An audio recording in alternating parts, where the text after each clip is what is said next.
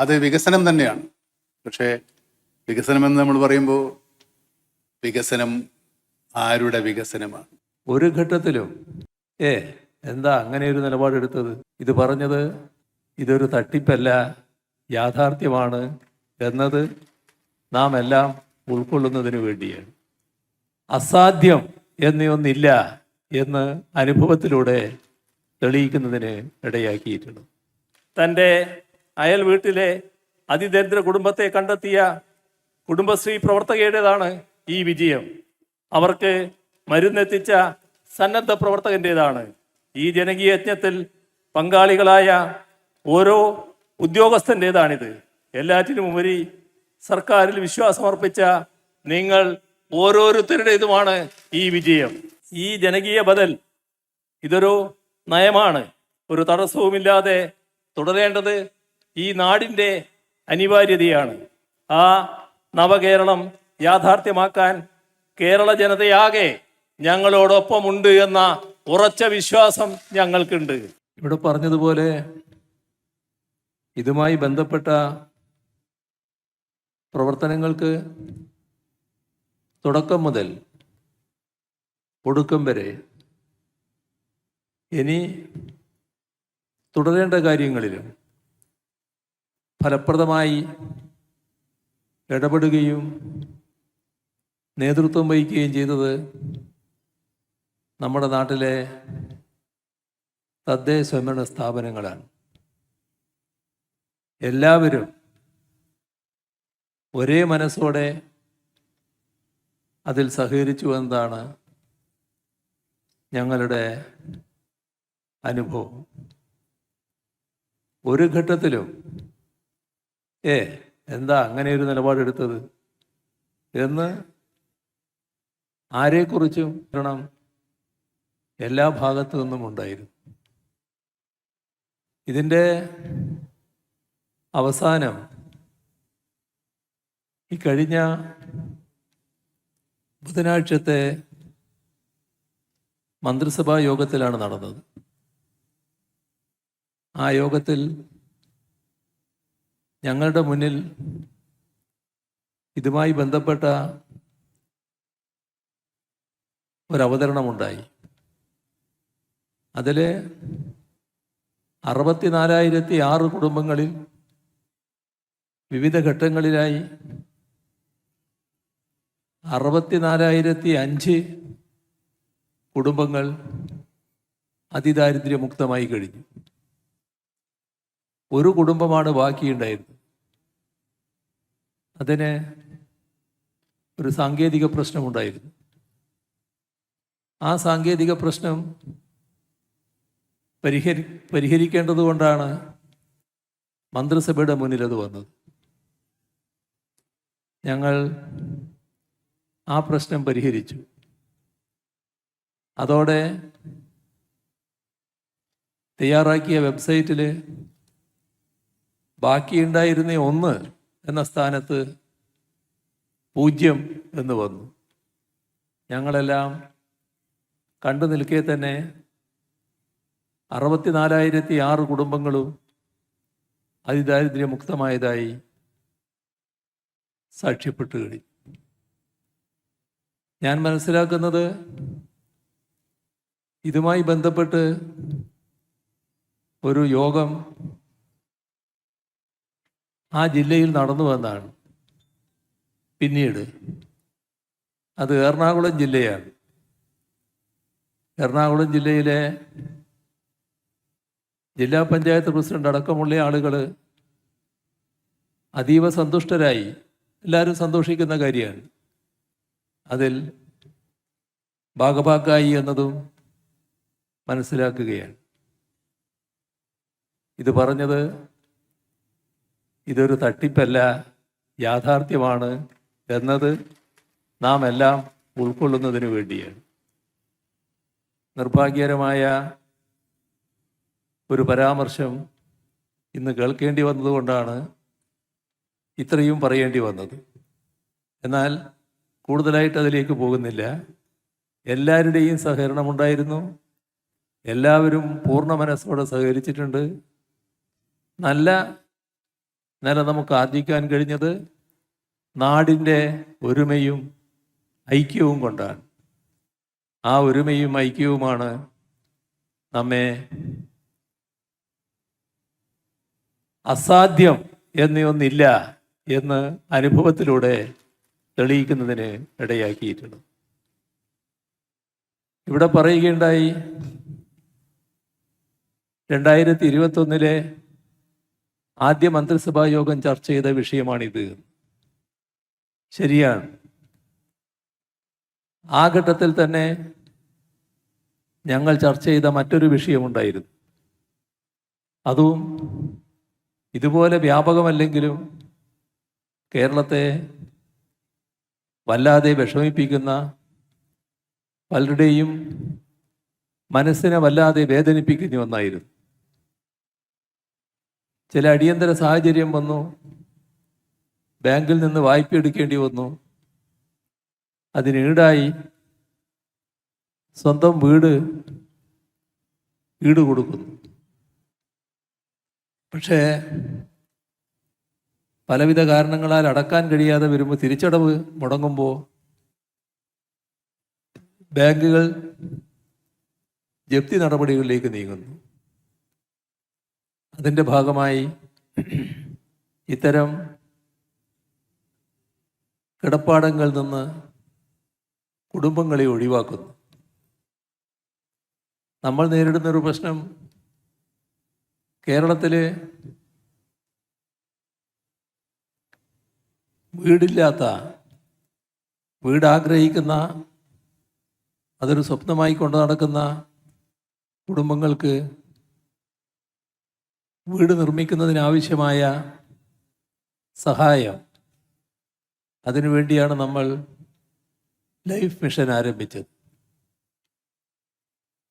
അതിൻ്റെ മറ്റ് വിശദാംശങ്ങളിലേക്ക് പോകുന്നില്ല. ഇപ്പോൾ 4,70,000-ഓളം വീടുകൾ യാഥാർത്ഥ്യമായി അവിടെ ആളുകൾ താമസിക്കുകയാണ്, കുടുംബം താമസിക്കുകയാണ്. അങ്ങനെയൊരു നാട്ടിൽ ഈ പറയുന്ന ഗണത്തിൽപ്പെട്ട ഒരു കൂട്ടര് പുതുതായി വീടില്ലാത്തവരുടെ പട്ടികയിലേക്ക് വരുന്നു. അപ്പോൾ ഏക കിടപ്പാടം സംരക്ഷിക്കണം എന്ന കാര്യം ഞങ്ങൾ ആ ഘട്ടത്തിൽ തന്നെ ചർച്ച ചെയ്യുന്നു. ഒരുപാട് നിയമപ്രശ്നങ്ങൾ അതിൻ്റെ പിന്നിലുണ്ടായിരുന്നു. എല്ലാവരും വിവിധ ഘട്ടങ്ങളിൽ പരാമർശിച്ച സർഫാസി ആക്ട്, അതുമായി ബന്ധപ്പെട്ടുള്ള പ്രശ്നങ്ങൾ, അതിനെ എങ്ങനെ മറികടക്കുമെന്നത്, അവസാനം കഴിഞ്ഞ നിയമസഭ ഏക കിടപ്പാട സംരക്ഷണ ബിൽ അംഗീകരിച്ചു. സന്തോഷകരമായൊരു കാര്യം, അത് ഗവർണർ ഒപ്പിട്ട് നിയമമായിരിക്കുന്നു എന്നുള്ളതാണ്. ഇത് കേരളത്തിൽ ഇനിയുള്ള കാലങ്ങളിൽ ഇത്തരം വീടുകളെ സംരക്ഷിക്കുന്നതിനിടയാക്കും. ഇതിൻ്റെ ഭാഗമായി ബാങ്കിന് അടക്കേണ്ട പൈസ അടക്കേണ്ടതില്ല എന്ന നിലയൊന്നും വരുന്നില്ല. ഉള്ളിയൊരു പ്രശ്നം, ആ വീട്ടിൽ നിന്ന് ഇറക്കി വിടാൻ പാടില്ല. ഏക കിടപ്പാടമാണെങ്കിൽ വീട്ടിൽ അവർ താമസിക്കണം. അതിനുള്ള ഉറപ്പാണ് ഇതിൻ്റെ ഭാഗമായി ലഭിച്ചിട്ടുള്ളത്. ഇത്തരത്തിലുള്ള കാര്യങ്ങൾ യാഥാർത്ഥ്യമായി മാറുമ്പോൾ നമ്മുടെ നാടിനു മുന്നിൽ ഇടതുപക്ഷ ജനാധിപത്യ മുന്നണി വാഗ്ദാനം ചെയ്ത കാര്യങ്ങൾ ഓരോന്നും നടപ്പാക്കപ്പെടുന്നുവെന്ന ചാരിതാർത്ഥ്യം ഞങ്ങൾക്കുണ്ട്. അതിൽ സന്തുഷ്ടരായിരിക്കുന്നവരാണ് കേരളത്തിലെ ജനങ്ങളാകെയും. നമ്മുടെ സംസ്ഥാനത്ത് ഈ കഴിഞ്ഞ കാലത്തുണ്ടായിരുന്ന ഒരു പതിവ്, ഒരു തെരഞ്ഞെടുപ്പിൽ ഒരു മുന്നണി അധികാരത്തിൽ വന്നാൽ അടുത്ത തെരഞ്ഞെടുപ്പിൽ മറ്റൊരു മുന്നണി അധികാരത്തിൽ വരിക എന്തായിരുന്നു. ഇതിൻ്റെ ഫലമായി നാം ഒന്ന് ഓർത്തു നോക്കിയാൽ മനസ്സിലാക്കാൻ കഴിയുന്ന കാര്യം, ഓർമ്മയിൽ വരുന്ന കാര്യം, ഒരു ഘട്ടത്തിൽ നല്ല വികസന മുന്നേറ്റമുണ്ടാകുന്നു, അടുത്ത ഘട്ടത്തിൽ വലിയ തകർച്ചയുണ്ടാകുന്നു. ഇതിൻ്റെ ഒട്ടേറെ ഉദാഹരണങ്ങൾ നമ്മുടെ മനസ്സിൽ കടന്നു വരും. അതിലൊന്നാണ് നേരത്തെ നാം രൂപം കൊടുത്തിരുന്ന ജില്ലാ പഞ്ചായത്തുകളുടെ അവസ്ഥ. 1987 പിന്നീട് വന്ന ഗവൺമെൻറ് അത് അട്ടിമറിക്കുന്ന നിലയുണ്ടായി. ഇവിടെ നമ്മുടെ നാടിൻ്റെ ദാരിദ്ര്യം അകറ്റുന്നതിന് വേണ്ടി, വിലക്കയറ്റം നിയന്ത്രിക്കുന്നതിന് വേണ്ടി ആരംഭിച്ച മാവേലി സ്റ്റോറുകൾ, പിന്നെ വാമന സ്റ്റോറുകളെ കൊണ്ട് പകരം വെക്കാൻ നോക്കുന്നതും നമ്മൾ കാണുകയുണ്ടായി. ജനകീയാസൂത്രണത്തിൻ്റെ ശോഭ അത് എങ്ങനെയെല്ലാം കെടുത്താൻ പറ്റും എന്ന് പിന്നീട് അധികാരത്തിൽ വന്ന ഗവൺമെൻറ് ശ്രമിക്കുന്നത് നമ്മൾ കണ്ടു. ഇന്ന് നമ്മുടെ നാട് മാത്രമല്ല, രാജ്യവും ലോകവും സ്ത്രീ ശാക്തീകരണത്തിൻ്റെ പ്രത്യേകതയായി കാണുന്ന കുടുംബശ്രീ, ആ കുടുംബശ്രീ അതിനു പകരം നമ്മുടെ സംസ്ഥാനത്ത് ജനശ്രീ എന്ന പേരിൽ ഒരു സംവിധാനം കൊണ്ടുവരാൻ ശ്രമിച്ചതും നമ്മുടെ എല്ലാം അനുഭവത്തിലുള്ളതാണ്. ഇപ്പോൾ പറഞ്ഞ, നേരത്തെ ഞാൻ സൂചിപ്പിച്ച ലൈഫ് മിഷൻ്റെ പ്രവർത്തനം 2021 തെരഞ്ഞെടുപ്പ് നടക്കുമ്പോൾ കേട്ട ഒരു പ്രഖ്യാപനമുണ്ടായിരുന്നു. പ്രഖ്യാപനം നടത്തിയത് അന്നത്തെ ആ തെരഞ്ഞെടുപ്പിൽ പങ്കെടുക്കുന്ന ഒരു മുന്നണിയുടെ സമുന്നതനായ നേതാവായിരുന്നു. അത് ഞങ്ങൾ അധികാരത്തിൽ വന്നാൽ ലൈഫ് മിഷൻ പിരിച്ചുവിടുമെന്നായിരുന്നു. എന്ന് പറഞ്ഞാൽ 4,70,000-ഓളം വീടുകൾ ഇപ്പം നമുക്ക് പൂർത്തിയാക്കാനായത് 2021 നിങ്ങൾ തന്നെ തുടരൂ എന്ന് LDF-നോട് ജനങ്ങൾ പറഞ്ഞതിൻ്റെ ഭാഗമായിട്ടാണ്. അല്ലായിരുന്നെങ്കിൽ അത് ഇടക്ക് വെച്ച് അവസാനിപ്പിക്കുമായിരുന്നു. നമ്മുടെ സംസ്ഥാനം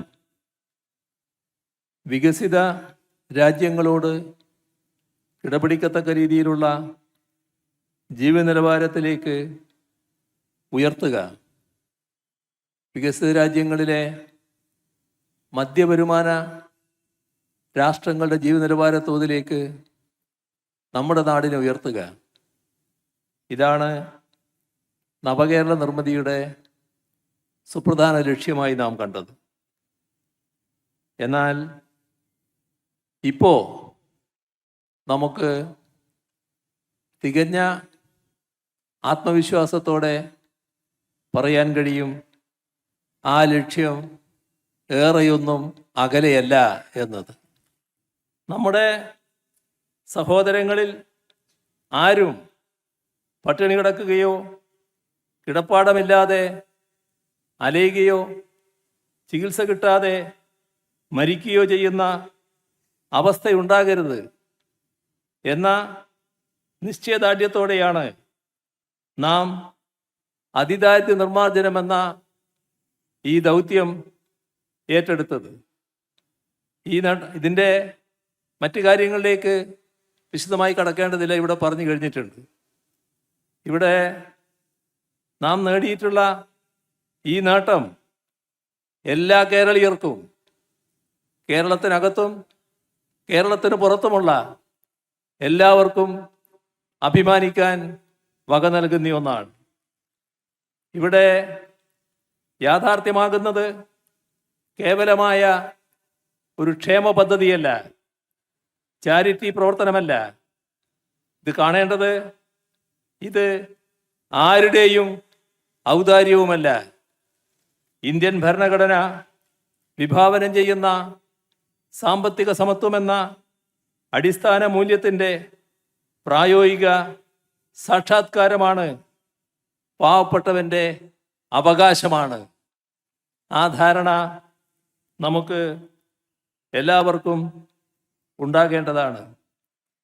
ഇവിടെ പറയുകയുണ്ടായി, 4 ലക്ഷത്തോളം ജനപ്രതിനിധികൾ, ഉദ്യോഗസ്ഥര്, കുടുംബശ്രീ പ്രവർത്തകര്, സന്നദ്ധ പ്രവർത്തകര്, അവരെല്ലാം അക്ഷരാർത്ഥത്തിൽ ഓരോ വീട്ടിലും കയറി ഇറങ്ങി, ഓരോ ജീവിതവും തൊട്ടറിഞ്ഞു. തൻ്റെ അയൽവാസി പട്ടിണിയിലാണോ എന്ന് മനസ്സിലാക്കി നടത്തിയ ബൃഹത്തായ ഒരു ജനകീയ പ്രക്രിയ. അതിലൂടെയാണ് ഈ യജ്ഞത്തിന് തുടക്കമിട്ടത്. ഇവിടെ ക്ലേശഘടകങ്ങളെ പറ്റി പറഞ്ഞു. ഭക്ഷണം, ആരോഗ്യം, വരുമാനം, വാസസ്ഥലം. ഇത് ഗ്രാമസഭകളുടെ അംഗീകാരത്തോടെയാണ് ഇത്രയും 64,006 അതിദരിദ്ര കുടുംബങ്ങളെ കണ്ടെത്തിയത്. ഇവിടെ സാധാരണ നിലക്കുള്ള സാമ്പ്രദായിക രീതിയല്ല അംഗീകരിച്ചത്. എല്ലാ കുടുംബങ്ങൾക്കും ഒരേ സഹായം നൽകുന്ന സാമ്പ്രദായിക രീതിയുണ്ട്. അതിനു പകരം ഓരോ കുടുംബത്തിൻ്റെയും പ്രശ്നങ്ങൾ മനസ്സിലാക്കി അവരുടെ കണ്ണീരൊപ്പുന്ന, അവരുടെ സവിശേഷ പ്രശ്നങ്ങൾ വിശകലനം ചെയ്ത് വേണ്ട പരിഹാരങ്ങൾ ഉറപ്പാക്കുന്ന ഓരോ കുടുംബത്തെയും കുറിച്ചുള്ള മൈക്രോ പ്ലാനുകളാണ് രൂപപ്പെടുത്തിയത്. ഇപ്പോൾ അസുഖം ബാധിച്ച് കിടപ്പിലായ, മരുന്ന് വാങ്ങാൻ നിവൃത്തിയില്ലാത്ത ഒരമ്മയ്ക്ക് വേണ്ടത് പെൻഷൻ തുക മാത്രമല്ല, കൃത്യമായ സമയത്ത് മരുന്ന് വീട്ടിലെത്തുന്നു എന്ന ഉറപ്പാണ്. അത് നാം പാലിയേറ്റീവ് കെയർ വഴി ഉറപ്പാക്കി. ഒറ്റക്ക് താമസിക്കുന്ന, പാചകം ചെയ്യാൻ ശേഷിയില്ലാത്ത ഒരു വയോധികന് ആവശ്യമായിട്ടുള്ളത് റേഷൻ കിറ്റല്ല, പാചകം ചെയ്ത ആഹാരമാണ്. അത് നാം ജനകീയ ഹോട്ടലുകൾ വഴി അവരുടെ വീട്ടിലെത്തിച്ചു. ഇങ്ങനെ ഓരോ കുടുംബത്തിനും വേണ്ട കാര്യങ്ങൾ എന്താണ്, അതിൻ്റെ പ്രത്യേകത എന്താണ്, അതുമായി ബന്ധപ്പെട്ട് ആസൂത്രണം ചെയ്യുകയും നടപ്പാക്കുകയും ചെയ്തതിൻ്റെ ഫലമാണ് ഇന്ന് നമുക്ക് മുന്നിലുള്ളത്. ഇവിടെ നമ്മുടെ സംസ്ഥാനത്ത് ഈ പട്ടികയിലുള്ള ഒരു കുടുംബം പോലും ഒരു നേരത്തെ ആഹാരത്തിനായി കൈനീട്ടേണ്ടി വരുന്നില്ല എന്ന ഉറപ്പുവരുത്താൻ നമുക്ക് കഴിഞ്ഞു. 2022 ഏപ്രിൽ 1 മുതൽ ഇതാണ് അവസ്ഥ. ഇവിടെ പറഞ്ഞു 20,648 കുടുംബങ്ങൾക്കാണ് ആഹാരം ഉറപ്പാക്കിയത്. 2,210 കുടുംബങ്ങൾക്ക് പാചകം ചെയ്ത ഭക്ഷണം വീട്ടിലെത്തിക്കുകയാണ്. Ration card, Aadhaar, bank account ഇതൊന്നുമില്ലാതെ സർക്കാരിൻ്റെ ആനുകൂല്യങ്ങളിൽ നിന്ന് പുറന്തള്ളപ്പെട്ട, അദൃശ്യമായി പോയ മനുഷ്യർക്ക് 21,263 അടിയന്തര സേവനങ്ങൾ അതിവേഗം ലഭ്യമാക്കി അവരെ സംവിധാനത്തിൻ്റെ ഭാഗമാക്കി. 85,721 വ്യക്തികൾക്ക് ചികിത്സയും മരുന്നും നൽകി. 5,777 പേർക്ക് പാലിയേറ്റീവ് കെയർ സേവനങ്ങൾ വീടുകളിൽ എത്തിക്കുന്നു. ഉജ്ജീവനം പോലുള്ള പദ്ധതികളിലൂടെ 4,394 കുടുംബങ്ങൾക്ക് സ്വന്തമായി വരുമാനം കണ്ടെത്താനുള്ള സഹായം നൽകി. സുരക്ഷിതമായ വീട് ഒരു സ്വപ്നമായിരുന്നവർക്ക് അത് യാഥാർത്ഥ്യമാക്കുന്നു. 5400-ലധികം പുതിയ വീടുകൾ പൂർത്തിയാക്കുകയോ നിർമ്മിക്കുകയോ ചെയ്തു. 5522 വീടുകളുടെ അറ്റകുറ്റപ്പണികൾ പൂർത്തിയാക്കി. ആരും പിന്നിലാവരുത് എന്നത് ഒരു മുദ്രാവാക്യമായിരുന്നില്ല. അത് ഈ സർക്കാരിൻ്റെ നയപരമായ ഉറപ്പാണ്. അതിലുപരി ജനങ്ങളോടുള്ള രാഷ്ട്രീയവും ധാർമ്മികവുമായ ഉത്തരവാദിത്തമാണ്. ഇന്ന് ഈ കേരള പ്രവചനത്തിൽ ആ ഉറപ്പ് പാലിച്ചിരിക്കുന്നു എന്നതിൽ പരം അഭിമാനം എന്താണുള്ളത്?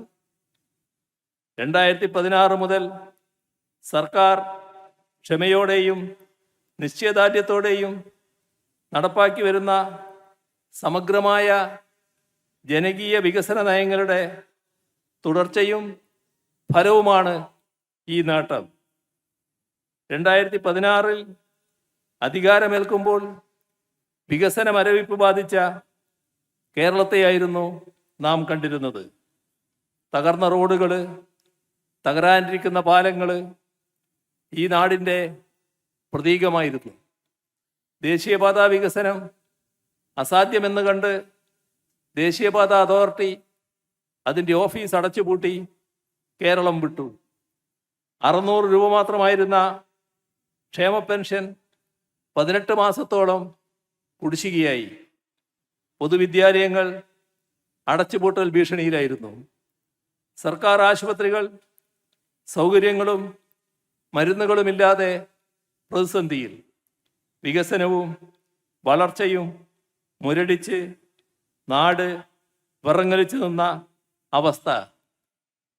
ഓർക്കണം, നാം അവിടെ നിന്നാണ് തുടങ്ങിയത്. നമുക്ക് ഒരുപാട് വെല്ലുവിളികളാണ് ഈ കാലഘട്ടത്തിൽ നേരിടേണ്ടതായി വന്നത്. വലിയ പ്രളയം, മഹാമാരി, അങ്ങനെ പലതും. ഇതിൻ്റെയെല്ലാം പ്രതിസന്ധികൾ നമ്മെ തകർത്ത് കളയുമായിരുന്നു. ആ ഘട്ടത്തിൽ നമുക്ക് ആവശ്യമായ സഹായം ലഭിച്ചില്ല എന്നത് നമ്മുടെ ഒരു ദുരനുഭവമാണ്.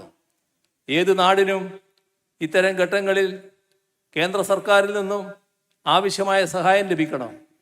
പക്ഷേ നമുക്ക് നേരെ വിപരീത അനുഭവമാണ് ഉണ്ടായത്. വിശദമായ കാര്യങ്ങളിലേക്ക് പോകുന്നില്ല. എന്തുകൊണ്ടാണ് മറ്റു കാര്യങ്ങളിലേക്ക് ഞാൻ പോകാത്തത്? നമ്മുടെ നാട് തകർന്നു പോകുമോ എന്ന ആശങ്ക ഉയർന്നു വന്ന വിവിധ ഘട്ടങ്ങൾ. പക്ഷേ നമുക്ക് തകരാൻ പറ്റുമായിരുന്നില്ല. നമുക്ക് അതിജീവിച്ചേ മതിയാകുമായിരുന്നുള്ളൂ. നമുക്ക് മുന്നോട്ട് പോയേ മതിയാകുമായിരുന്നുള്ളൂ. അതിൻ്റെ ഭാഗമായുള്ള ഇടപെടലുകളാണ് നാം നടത്തിയത്. നാം പുറകോട്ട് പോയില്ല. ഈ കാണുന്ന എല്ലാ നേട്ടങ്ങളും ഇത്തരം പ്രതിസന്ധികളെല്ലാം അതിജീവിച്ചുകൊണ്ട് തന്നെയാണ് നമുക്ക് നേടിയെടുക്കാൻ കഴിഞ്ഞത്. ഏറ്റവും ഒടുവിൽ വയനാട് മുണ്ടക്കൈ ചൂരൽമല ദുരന്തം. ആ മുണ്ടക്കൈ ചൂരൽമല ദുരന്തത്തിൽ നമുക്ക് ലഭിക്കേണ്ട സഹായങ്ങൾ ലഭിച്ചില്ല. പക്ഷേ സർക്കാർ ഒരു കാര്യം ഉറപ്പിച്ചു പറഞ്ഞു: അവിടെയുള്ള ദുരന്തബാധിതരായവരെ വലിയ തോതിൽ പുനരധിവസിപ്പിക്കും. ആ പുനരധിവാസ നടപടികൾ ഫലപ്രദമായി മുന്നോട്ട് പോകുന്നു. ഇന്ന് നവംബർ 1, അടുത്ത മാസം ഡിസംബർ, പിറ്റത്തെ മാസം ജനുവരി. ആ ജനുവരിയിൽ അവിടെയുള്ള പ്രഖ്യാപിച്ച ടൗൺഷിപ്പ് പൂർത്തിയാക്കി ആ വീടുകളിൽ ആളുകളെയും കുടുംബങ്ങളെയും താമസിപ്പിക്കുമെന്നതാണ് ഞങ്ങൾ കണ്ടിട്ടുള്ളത്. ഇതാണ് കേരളം. ഒരു പ്രതിസന്ധിക്കും നമ്മെ തകർക്കാനാവില്ല. കാരണം നമ്മുടെ നാടിൻ്റെ ഒരുമയും ജനങ്ങളുടെ ഐക്യവും. അതിനു മുന്നിൽ ഒരു പ്രതിസന്ധിയും തടസ്സമല്ല. നമ്മുടെ മുന്നിൽ അസാധ്യമായ ഒന്നുമില്ല എന്നതാണ് നാം ഈ ഓരോ ഘട്ടത്തിലും തെളിയിച്ചിട്ടുള്ളത്. പക്ഷേ ഫെഡറൽ തത്വങ്ങൾക്ക് വിരുദ്ധമായ രീതിയിലുള്ള സമീപനം സ്വീകരിക്കുന്ന കേന്ദ്ര ഗവൺമെൻറ്റിൻ്റെ ഇത്തരം പ്രവൃത്തികൾ നല്ല രീതിയിൽ തുറന്നു കാട്ടപ്പെടേണ്ടതായിട്ടുണ്ട്. ഇത് ഒരു നാടിനോടും ചെയ്യാൻ പാടില്ലാത്ത നടപടിയാണ് എന്നത് നാം ഓർമ്മിപ്പിക്കേണ്ടതായിട്ടുണ്ട്. മറ്റ് കൂടുതൽ കാര്യങ്ങളിലേക്ക് ഞാൻ ഈ ഘട്ടത്തിൽ കടക്കുന്നില്ല. ഇന്ന് നാം ഇവിടെ പ്രഖ്യാപിച്ച അതിദാരിദ്ര്യ നിർമ്മാർജ്ജനം കേരളം ലോകത്തിന് മുന്നിൽ വെക്കുന്ന ജനപക്ഷ ബദൽ വികസന മാതൃകയുടെ വിജയമാണ്. അതാണിതിൻ്റെ പ്രത്യേകത. നമ്മുടെ ബദൽ നയം എങ്ങനെയെല്ലാം ജനപക്ഷമാകുന്നു, ജനപക്ഷ വികസനമാകുന്നു എന്നതിൻ്റെ ഉദാത്തമായ തെളിവായിട്ടാണിത് മാറുന്നത്. നവ ഉദാരവൽക്കരണ നയങ്ങൾ രാജ്യത്ത് അസമത്വം വർദ്ധിപ്പിക്കുകയാണ്. സമ്പത്ത് ചിലരുടെ കൈകളിൽ മാത്രം കുന്നുകൂടാൻ ഇടയാക്കുന്നു. ആ ഒരു രാജ്യത്ത് എല്ലാ വിഭാഗം ജനങ്ങളെയും ചേർത്ത് പിടിക്കുന്ന, ആർദ്രതയുള്ള സമത്വത്തെ ഉയർത്തിപ്പിടിക്കുന്ന ക്ഷേമ മാതൃക സാധ്യമാണെന്ന് കേരളം നെഞ്ചുവിരിച്ച് തല ഉയർത്തി ലോകത്തോട് പറയുകയാണ്. ഇത് കേവലമായ സർക്കാരിൻ്റെ നേട്ടമായി ഞങ്ങൾ കാണുന്നില്ല. എല്ലാ പ്രതിസന്ധികളെയും ഐക്യത്തോടെ നേരിട്ട നവകേരളത്തിനായി നിലകൊണ്ട ഈ നാട്ടിലെ എല്ലാ വിഭാഗം ജനങ്ങളുടേതുമാണ് ഈ നേട്ടങ്ങൾ. തൻ്റെ അയൽ വീട്ടിലെ അതിദരിദ്ര കുടുംബത്തെ കണ്ടെത്തിയ കുടുംബശ്രീ പ്രവർത്തകയുടേതാണ് ഈ വിജയം. അവർക്ക് മരുന്നെത്തിച്ച സന്നദ്ധ പ്രവർത്തകൻ്റേതാണ്. ഈ ജനകീയ യജ്ഞത്തിൽ പങ്കാളികളായ ഓരോ ഉദ്യോഗസ്ഥൻ്റേതാണിത്. എല്ലാറ്റിനുമുപരി സർക്കാരിൽ വിശ്വാസമർപ്പിച്ച നിങ്ങൾ ഓരോരുത്തരുടേതുമാണ് ഈ വിജയം. നമ്മുടെ ലക്ഷ്യം ഇവിടെ അവസാനിക്കുന്നില്ല. അതിദാരിദ്ര്യ നിർമ്മാർജ്ജനം ഒരു അവസാനമല്ല, ഒരു തുടക്കമാണ്. ആകസ്മികമായ പ്രതിസന്ധികളിൽ അകപ്പെടുന്നവർക്ക് പോലും സുരക്ഷിതത്വം ഉറപ്പാക്കുന്ന സമ്പൂർണമായ ഒരു സാമൂഹിക ഘടന സൃഷ്ടിക്കുക എന്നതാണ് നമ്മുടെ ആത്യന്തികമായ ലക്ഷ്യം. ഈ ജനകീയ ബദൽ ഇതൊരു നയമാണ്. ഒരു തടസ്സവുമില്ലാതെ തുടരേണ്ടത് ഈ നാടിൻ്റെ അനിവാര്യതയാണ്. ആ നവകേരളം യാഥാർത്ഥ്യമാക്കാൻ കേരള ജനതയാകെ ഞങ്ങളോടൊപ്പമുണ്ട് എന്ന ഉറച്ച വിശ്വാസം ഞങ്ങൾക്കുണ്ട്. നാടിനെ വിഭജിക്കുന്ന, പിന്നോട്ട് വലിക്കുന്ന എല്ലാ ശക്തികളെയും ഒറ്റക്കെട്ടായി ചെറുത്ത് കൂടുതൽ ഐശ്വര്യപൂർണമായ, സമത്വസുന്ദരമായ ഒരു നവകേരളത്തിനായി നമുക്ക് ഒരുമിച്ച് മുന്നേറാം. എല്ലാവർക്കും ഒരിക്കൽ കൂടി അഭിവാദ്യങ്ങൾ അർപ്പിച്ചുകൊണ്ട് അവസാനിപ്പിക്കുന്നു.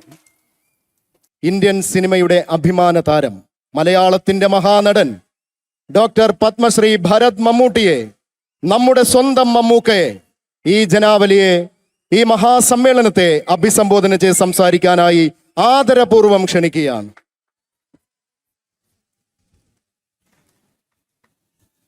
നമസ്കാരം.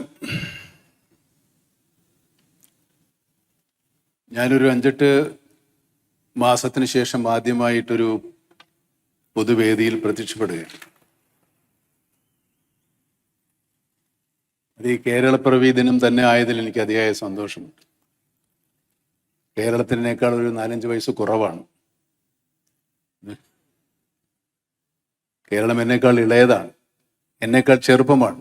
അപ്പൊ നിങ്ങൾക്ക് പ്രതീക്ഷിക്കാവുന്നേ ഉള്ളൂ കേരളം എത്രത്തോളം ചെറുപ്പമാണ്. നമ്മുടെ സാമൂഹിക സൂചികകൾ പലപ്പോഴും ലോകത്തെ അമ്പരപ്പിച്ചിട്ടുണ്ട്. ലോകത്തിൻ്റെ അതിസമ്പന്ന രാജ്യങ്ങളുടെ 20-1 ഭാഗം പോലുമില്ലാത്തൊരു കേരളമാണ് ഇത്രയും വലിയ നേട്ടങ്ങൾ കൊയ്യുന്നത്. ഒരുപാട് സാമൂഹ്യ സേവന രംഗത്ത് നമ്മൾ ഒരുപാട് മുന്നിലാണ്, മറ്റു വളരെയധികം അപേക്ഷിച്ച് മുന്നിലാണ്. ഈ നേട്ടങ്ങളെല്ലാം നേടിയത് നമ്മുടെ സാമൂഹ്യ ബോധത്തിൻ്റെ, നമ്മുടെ ജനാധിപത്യ ബോധത്തിൻ്റെ ഫലമായിട്ട് തന്നെയാണ്. ഇന്ന് മുഖ്യമന്ത്രി ഇവിടെ അതിദാരിദ്ര്യമുക്ത സംസ്ഥാനമായി കേരളത്തെ പ്രഖ്യാപിക്കുമ്പോൾ അതിനേക്കാൾ വലിയൊരു ഉത്തരവാദിത്തമാണ് അദ്ദേഹം ഏറ്റെടുക്കുന്നതെന്ന് ഞാൻ മനസ്സിലാക്കുന്നു. ദാരിദ്ര്യത്തിൽ നിന്ന് മാത്രമേ നാം മുക്തമായിട്ടുള്ളൂ. ദാരിദ്ര്യം ഇനിയും നമ്മുടെ മുന്നിൽ ബാക്കിയാണ്. ഒരുപാട് പ്രതിസന്ധികളെ കേരള ജനത തോളോട് തോൾ ചേർന്ന് നിന്ന് അതിജീവിച്ചിട്ടുണ്ട്. നമ്മുടെ സ്വാതന്ത്ര്യം കിട്ടുന്ന കാലത്തേക്കാൾ നമ്മുടെ ദാരിദ്ര്യരേഖ ഒരുപാട് കുറഞ്ഞു ഈ നിലയിൽ എത്തിച്ചതും നമ്മുടെ സാമൂഹ്യ ബോധമാണ്, നമ്മുടെ സാമൂഹ്യ സമ്പത്താണ്. പരസ്പര സ്നേഹവും പരസ്പര വിശ്വാസവും മറ്റതിർവരുമ്പുകളില്ലാതെ ഉള്ള നമ്മുടെ സാഹോദര്യവും തന്നെയാണ്. ഈ ഭരണ സംവിധാനത്തിൽ അർപ്പിക്കപ്പെട്ടിട്ടുള്ള ഈ ഉത്തരവാദിത്വം വളരെ വിശ്വാസപൂർവ്വം അവർ നിർവഹിക്കും എന്ന് തന്നെയാണ് ഞാൻ വിശ്വസിക്കുന്നത്. അതിന് ഞാൻ നേരത്തെ പറഞ്ഞതുപോലെയുള്ള സാഹോദര്യവും സമർപ്പണവും നമ്മുടെ ജനങ്ങളിൽ നിന്നും ഉണ്ടാവും. അതുണ്ടാവും എന്ന് തന്നെയാണ് ഞാൻ വിശ്വസിക്കുന്നത്. ഞാൻ നേരത്തെ പറഞ്ഞതുപോലെ 8-9 മാസമായി ഒരു പൊതുവേദിയിലോ നാട്ടിലോ ഒന്നും ഇറങ്ങാത്ത ആളാണ്.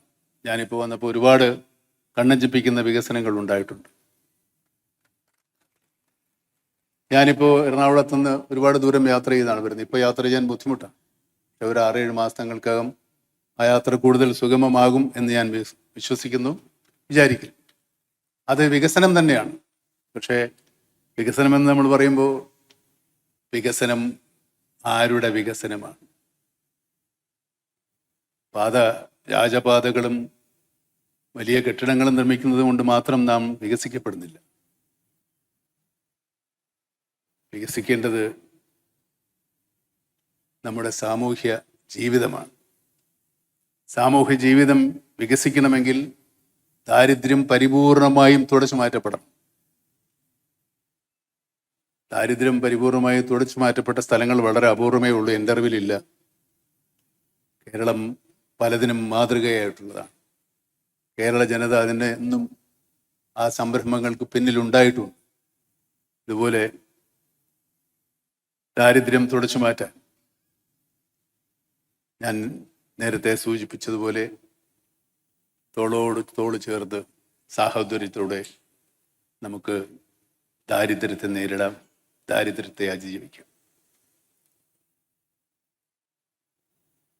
ഏത് കണ്ണഞ്ചിപ്പിക്കുന്ന വികസനങ്ങളുണ്ടെങ്കിലും വിശക്കുന്ന വയറിന് മുമ്പിൽ ഒരു വികസനത്തിനും വിലയില്ല. ആ വയറുകൾ കൂടെ കണ്ടു തന്നെയാണ് വികസനങ്ങൾ നമ്മൾ കാണേണ്ടതും പൂർത്തീകരിക്കേണ്ടതും. ഇന്നിവിടെ പ്രഖ്യാപിക്കപ്പെട്ടിട്ടുള്ള സന്തോഷം അതിൻ്റെ മാതൃകയാകട്ടെ, ആരംഭമാകട്ടെ എന്നാഗ്രഹിച്ചുകൊണ്ട് നിങ്ങൾക്കെല്ലാവർക്കും ഒരു കേരളപ്പിറവി ദിനവും ഇന്ന് ജനിച്ച എല്ലാവർക്കും ജന്മദിനവും ആസ്വദിക്കും.